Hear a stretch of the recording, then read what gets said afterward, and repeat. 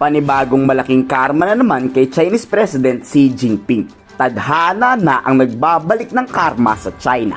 Mukhang wala nang ang pananakop na mangyayari sa West Philippine Sea dahil ang bilyong-bilyong dolyar na halaga na ginastos sa missiles ng China, peke pala at literal na made in China.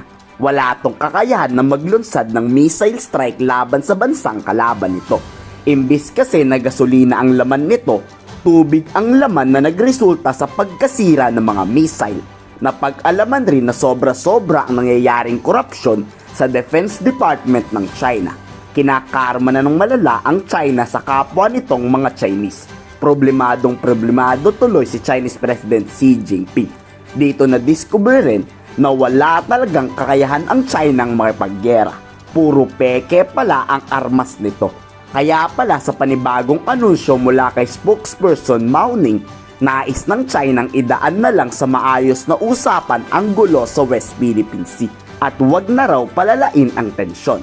当前南海局势总体稳定，中国始终坚定捍卫领土主权和海洋权益，同时致力于同有关当事国通过对话协商妥善处理分歧。 Sobrang nakakapagtaka rin kasi ang kinikilos ng China. Kung dati sobrang naging agresibo nila, pues ngayon ang babait na. Sa nagdaan kasing military exercises ng Pilipinas at ng Amerika, malayong malayo ang ugaling ipinapakita ngayon.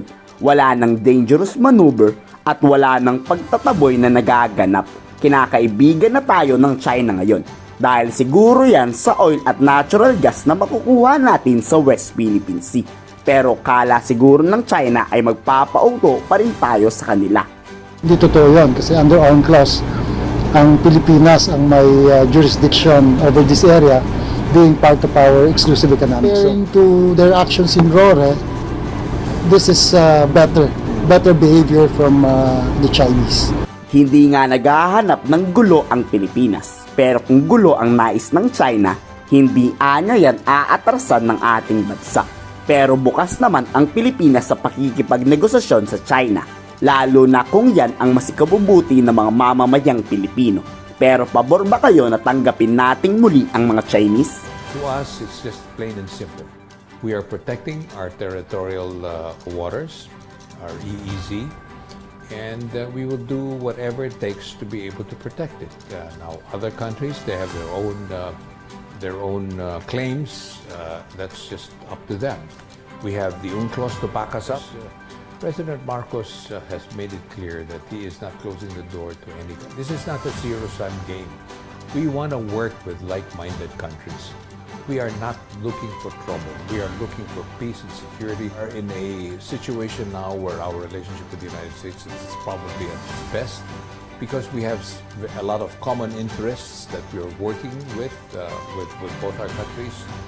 Not only in the defense, the security side, but as I said, in the economic side. Kung masama talaga ang ugali mo, talagang karma na mismo ang lalapit sa'yo. Kayo, ano ang masasabi nyo sa sunod-sunod na kamalasang nangyayari sa Chinese government? Ikomento sa baba ang inyong saloobin.